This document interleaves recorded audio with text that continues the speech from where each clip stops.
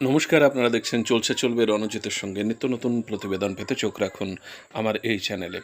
আমাদের অন্য আরেকটি চ্যানেল @রণজিৎ নামে আমরা শুরু করেছি। আপনারা আমাদের যদি কাজ ভালো লাগে, সমর্থনযোগ্য যদি মনে হয়, তাহলে চ্যানেলগুলোকে সাবস্ক্রাইব করে পাশে থাকবেন। জয়েন বাটনে অপশানে গিয়ে আপনারা মেম্বারশিপ নিতে পারেন। খুব শীঘ্রই আমরা মেম্বারদের জন্য অনলি মেম্বার্স কন্টেন্ট চালু করব। আসি মূল প্রতিবেদনে। দেখুন, আরও 6টি কেন্দ্রে বিধানসভার উপনির্বাচন সংগঠিত হবে কিছুদিনের মধ্যেই। এখনও যদিও কোনো তারিখ ঘোষণা করা হয়নি।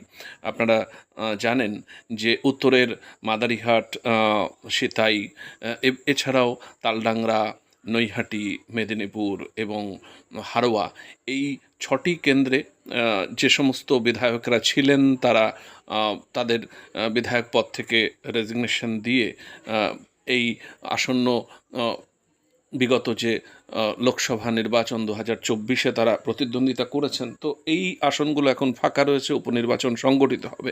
আমার আজকের মূল এই প্রতিবেদনের উপপাদ্য হলো যে এই 6টি কেন্দ্রে যে উপনির্বাচন হবে তাতে বামেদের কি কোনো সম্ভাবনা রয়েছে এবং বামেরা কতটুকু আশা জাগাতে পারে।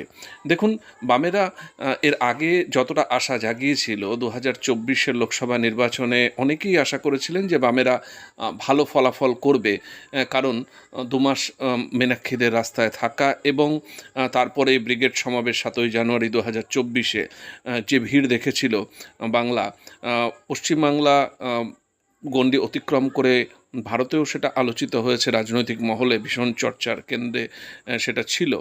তো কিন্তু ফলাফলে দেখা যায় যে কোনো রকম আশা সেই রকম মানুষের মনে যতটা জাগিয়েছিল তার ধারে কাছে যেতে পারেনি। তো এই 6টি কেন্দ্রে যে নির্বাচন হতে চলেছে আগামীতে, তাতে কি করলে বামেদের ফলাফল উল্লেখযোগ্যভাবে ভালো হবে। দেখুন, এখানে যেহেতু মিডিয়ার একটা বড়, মানে মেইনস্ট্রিম মিডিয়ার কথা বলছি, তারা যেহেতু একটা বাইনারি তৈরি করেই দিয়েছে মানুষের মনে যে হয় বিজেপি না হলে তৃণমূল, কিন্তু সাম্প্রতিক অতীতে যেটা দেখা গেছে যে বিজেপির প্রতি মানুষের কিন্তু মোহভঙ্গ হচ্ছে। যদিও বামেদের কিন্তু সেই রকম জোরদার আন্দোলন হচ্ছে, কিন্তু জোরদার যেটা বলতে বোঝায়, দেখুন বিরোধী আসনে যখন মমতা বন্দ্যোপাধ্যায় ছিলেন সেই সময়কার আন্দোলন, দেখুন বিরোধী আসনে যখন মমতা বন্দ্যোপাধ্যায় ছিলেন সেই সময়কার আন্দোলনগুলোর কথা ভাবুন যে কিভাবে জঙ্গি আন্দোলনে তিনি নেমেছিলেন এবং সরকারকে কিভাবে ব্যতিব্যস্ত করে রেখেছিলেন। প্রত্যেক দিন কিন্তু সরকার কোনো না কোনো রকম সিদ্ধান্ত নিতে গেলে দুবার অন্তত ভাবতো। তো সেই রকম আন্দোলন, জঙ্গি আন্দোলন কিন্তু প্রয়োজন, যেটা বামেদের দিক থেকে যথেষ্ট অভাব রয়েছে। দেখুন, বিজেপি এখানে 77-টা আসন, তারপরে আরও কিছু কমে, যাই হোক 70টার মতো আসন, এবং এখানে যে লোকসভায় 11টা আসন, কম কথা না, 4টিখানি কথা না। এই রকম রাজ্যের ক্ষেত্রে যেখানে বিজেপির সাথে বিজেপির যে চিন্তাভাবনা, আদর্শ, তার সাথে পশ্চিমবাংলার কোনো রকম আদর্শের মিল নেই, তবুও তারা এখানে এতগুলো আসন এই পরিসরে পেয়েছে, এটাই তাদের কাছে অনেক বড় বিষয়। তো তারা সবসময় দেওয়া নেওয়ার খেলা খেলছে। কেন্দ্র এবং রাজ্যের মধ্যে একটা বোঝাপড়া রয়েছে, সেটা দেখতেই পাচ্ছেন।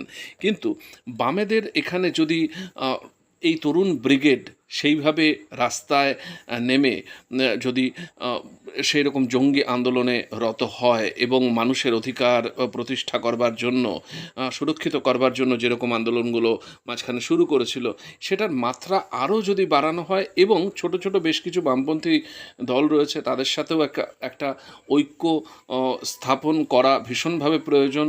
কংগ্রেসের সাথে ঐক্যের ফলে কতটুকু কার্যকর সেটা বা কতটুকু ফলপ্রসূ হবে নির্বাচনে, সেটা বলা যথেষ্ট কঠিন, কারণ বিগত নির্বাচনগুলো ফলাফল থেকে আপনারা স্পষ্ট দেখতে পেয়েছেন যে কংগ্রেসি ভোটাররা খুব একটা কিন্তু বামেদের ভোটটা দেয় না।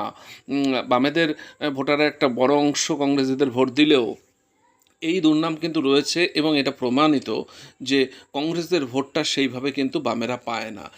তো এটা তাহলে কিভাবে সেই জোটটা সম্ভব, বা এই বিরোধী ভোটে যেখানে বিভাজনগুলো সংগঠিত হয় এবং বিরোধী ভোটটাকে একাট্টা করবার জন্য বামেদের তাহলে কি প্রয়োজন?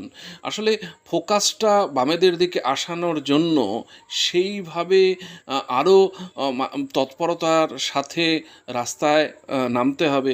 টিভি, রেডিও বা সংবাদ মাধ্যমে সেই তাদের বক্তব্য তুলে ধরার বদলে মানুষের সাথে, মানুষের পাশে থেকে আরও জোরদার বক্তব্য তাদের উপস্থাপন করতে হবে। তাহলে আশা করা যায় যে বামেদের দিকে কিন্তু একটা অংশের মানুষ ভরসা করছে, কিন্তু তারা শেষ পর্যন্ত ভরসাটা রাখতে পারছে না যে এরা একেবারেই তরুণ, একেবারেই অনভিজ্ঞ, তাই কিছু হয়তো সম্ভব না। আমাদের সমস্ত দিকে নজর থাকবে, আপনাদের নজর থাকুক। চলছে চলবে রণজিতের প্রথম।